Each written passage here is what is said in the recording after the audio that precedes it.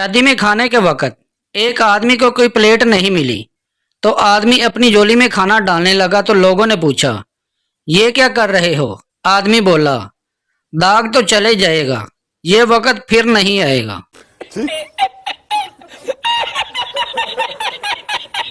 हर कारोबार चल जाता है। यह अगर चूहों की दुकान भी खोलो तो लोग ये सोचकर खरीद लेंगे, चलो ले लेते हैं, रिश्तेदारों के घर छोड़ेंगे।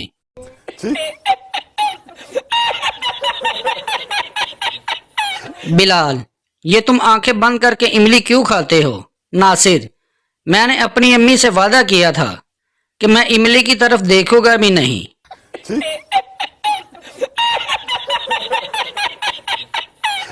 अम्मी ने कहा जाकर मेहमानों से खाने का पूछो। मैंने कहा कि अंकल खाना खा के आए हैं या घर जाकर खाएंगे। पता नहीं फिर मुझे क्यों मार पड़ गई।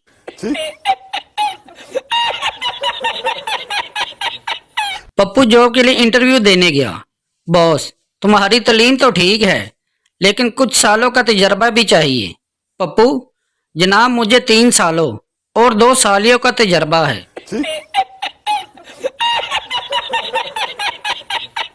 किरायादार, अजीब मकान है, मैंने रात को यह फर्श पर चूहे लड़ते देखे हैं।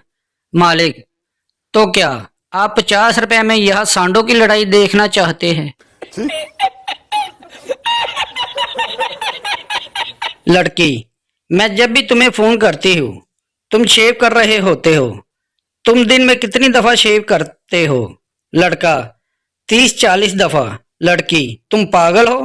लड़का, नहीं मैं नाई हूँ।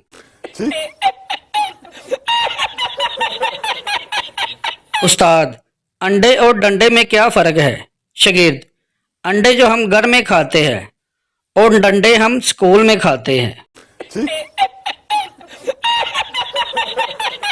उस्ताद, तवा नाई किसे कहते हैं? शागिर्द, सर, जिसे तवा पर नाई बैठा हो उसे तवा नाई कहते हैं।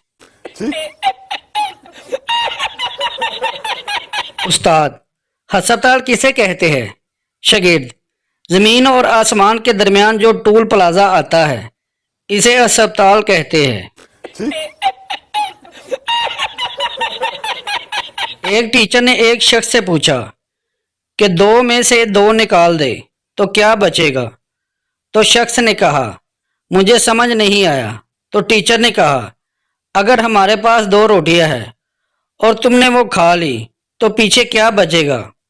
तो शख्स ने कहा कि सालन। उस्ताद, आपके बेटे को पढ़ने का बिल्कुल शौक नहीं। वालिद, आप गलत है। अगर मेरे बेटे को पढ़ने का शौक ना होता तो एक क्लास में 3 साल क्यों लगाता?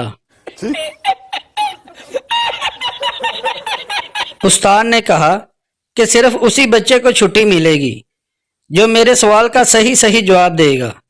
यह सुनना था कि पप्पू ने अपना बैग खिड़की से नीचे फेंक दिया। उस्ताद ने कहा कि यह बैग किसने फेंका है?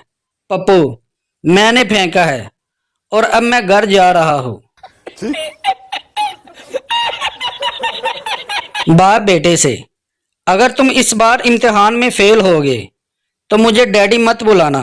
कुछ दिन बाद बाप बेटे से, कैसा रहा तुम्हारा रिजल्ट?